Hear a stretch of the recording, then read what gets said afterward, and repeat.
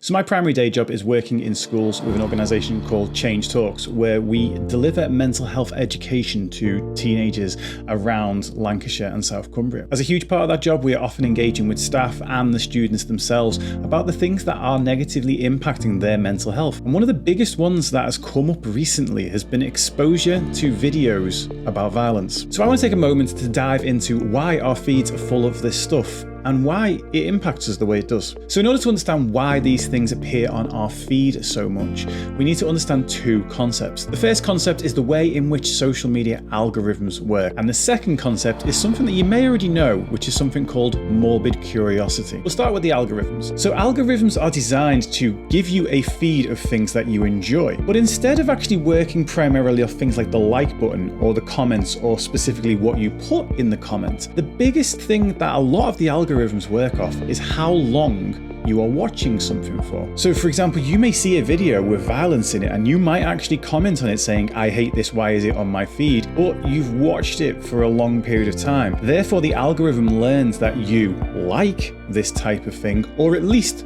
will engage with it. You will spend time watching it. The primary purpose of the algorithm, they say, is to give us a feed that we enjoy. In reality, it's to keep you on the page. So anything that keeps you watching for a long period of time is ultimately going to be something that they push more of at you. Furthermore, the content creators themselves behind this content, they get statistics called a retention rate, which says how long on average people are watching for. A retention rate is a really key indicator to a content creator of what they should be making more of. Forgetting whether there is anything morally right or wrong about perpetually showing videos of violence, most creators think, if it works, if people are watching it, I will create more of it, because the ultimate goal for a creator is to get more watch time on their channel.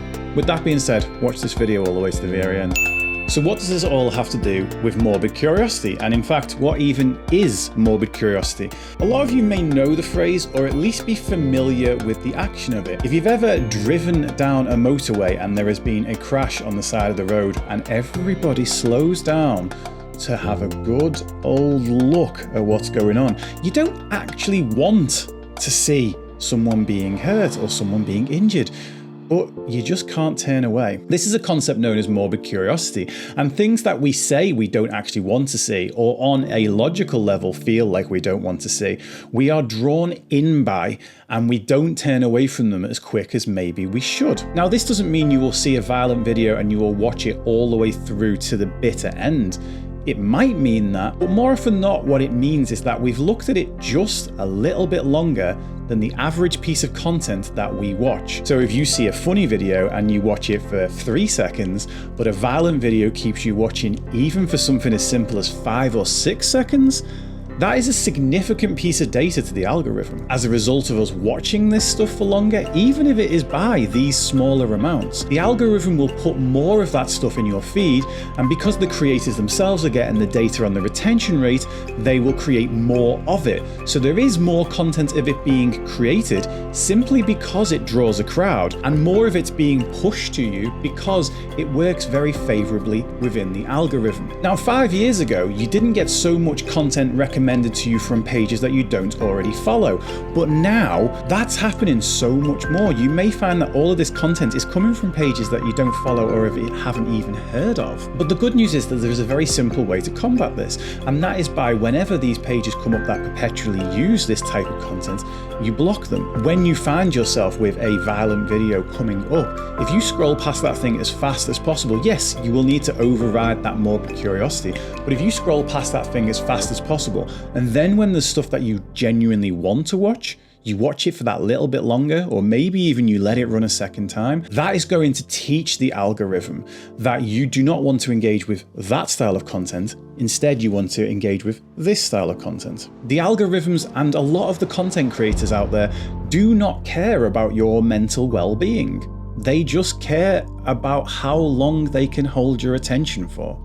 That's it. And seeing as the social media companies themselves don't seem to be stepping in and making any changes in this area, it's down to us to actually curate our feed and look after our social media health, for want of a better word. So that's why it's showing up on our feeds a lot more. But why does it impact us so much? Well, simply, we have what are called cognitive biases in our brain. And a bias is when our brain treats something as if it is more important or more likely to happen than other things. Negativity bias is an absolute prime example of this, where our brain will take negative content or negative input and actually treat it as significantly more significant than positive content. This is wired into us from long ago because ultimately things that can hurt us are worth paying more attention to than things that can help us, because it is much more of a primal need for us to avoid hurt, to avoid danger, than it is to actually seek pleasure. As a result of this, we pay more attention to these negative things because we are looking for the threat and trying to figure out where the danger actually is. We're looking to protect ourselves. Also, when we see negative things, we bias the statistics on them. So if you see a handful of fights on social media, your brain starts to think that these fights are happening absolutely everywhere. It doesn't stop to think of what the statistics of them are, and it actually then starts to think that maybe there's a significantly larger chance of this happening to us. It creates fear. Also, we then have to deal with the virality of these particular types of content, where people who maybe don't even like that content will reshare it with comments like, "Why is this going on? Why is nobody stopping this? Why are the police not helping? Why are the grown-ups not helping?" All of this sends a message that not only is this violence happening, but it's going unchecked. And if you should find yourself in one of these situations, no one is coming to save you. That is the message that is being put out there by a lot of these reposts, whether that is intentional or not. Our brains are very good at reading the subtext on these things, especially when it comes to something that will keep us safe. And these posts will keep us in a state of fear. So it is worth being aware of the fact that these biases exist, because when you see a piece of content like this, it will create an irrational level of fear. It will make you think that this thing is very likely to happen to you, and it might make you then suddenly start to avoid things. This can lead to the next step up from fear, which is anxiety. When we allow the fear to control our lives and we avoid certain things, we become more fearful of them. Then, because we become more fearful of them, we avoid even more of these things, and the whole cycle continues. Even though it is extremely hard to override these feelings, it is definitely worth rationalizing with ourselves and reminding ourselves that though this stuff looks like it is happening all the time on social media, does not mean it is happening everywhere, all the time, all at once. A great way of looking at negativity bias is thinking that when you see something bad happens, you suddenly think, "Oh my gosh, I hope this doesn't happen to me."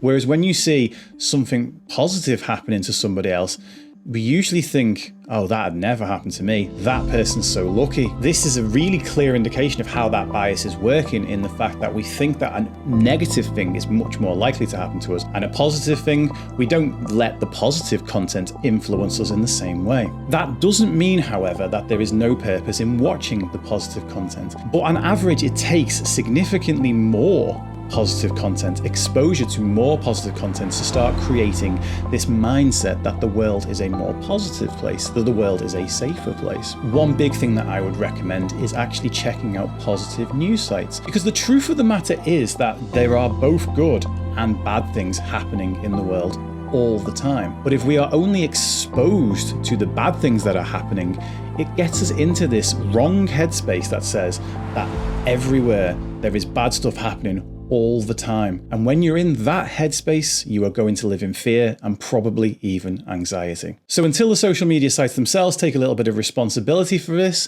it's up to us to curate that feed, to block things that disturb and upset us, and to watch the things that make us feel empowered and safe.